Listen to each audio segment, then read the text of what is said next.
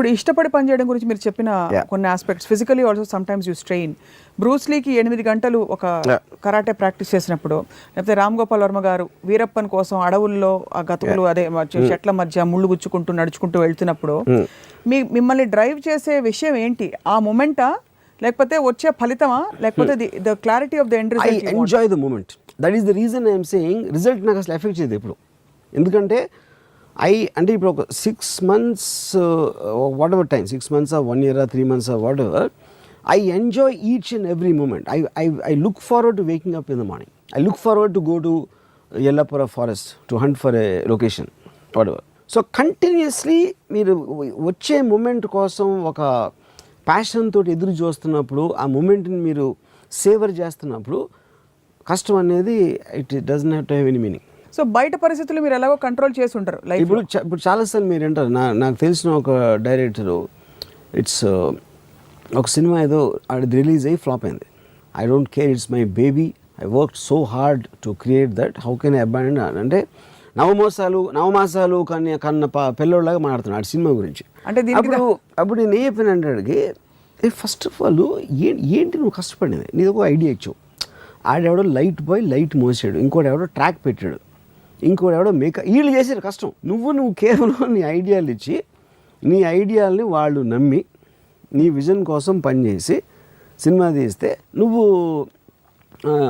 I mean for whatever reasons the film work and you let them down. That's what your done. Actually you done a criminal act. నువ్వు I will stand by my baby అంటే నీ baby నీ idea, అది physical form లేదు బయట నుంచి. అప్పుడు ఎలా ఉంటుంది అది?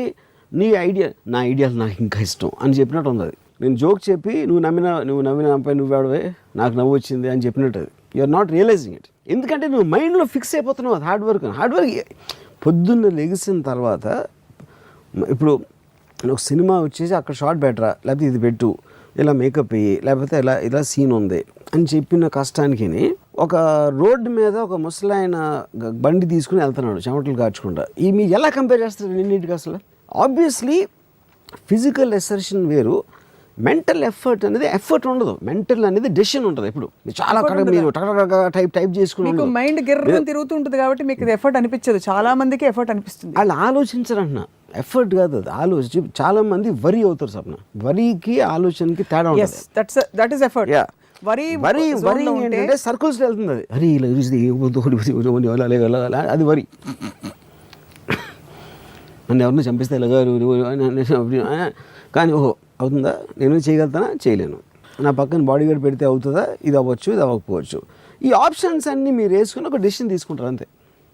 అది దాన్ని ఆలోచన అంటారు. ఆలోచించేవాడు సక్సెస్ అవ్వాల్సిన అవసరం లేదు, ఫెయిల్ అవ్వచ్చు, కానీ వాడు బతుకున్నంత వరకు హ్యాపీగా ఉంటాడు. వరి అయ్యేవాడు జీవితకాలం ఆడు చచ్చిపోకపోయినా చచ్చినట్టాడు. వరి అవ్వటం మొదలైపోయిన నుంచి ఆడు చచ్చిపోయినట్టు ఆల్రెడీ. ఎందుకంటే ఆడు whole fundamental point of life to enjoy అనేది ఆడు ఆల్రెడీ వదిలేశాడు, which means is equal to death.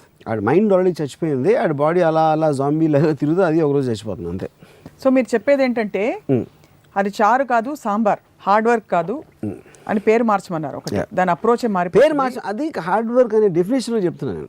అది ఫస్ట్ ఆఫ్ ఆల్ నా ఉద్దేశం, పేరెంట్స్ పిల్లలకి కష్టపడితే పైకి వస్తావు, కష్టపడితే నీకు మార్కులు వస్తాయి అనేది వాళ్ళు పిల్లల్ని చెడగొడుతున్నారు.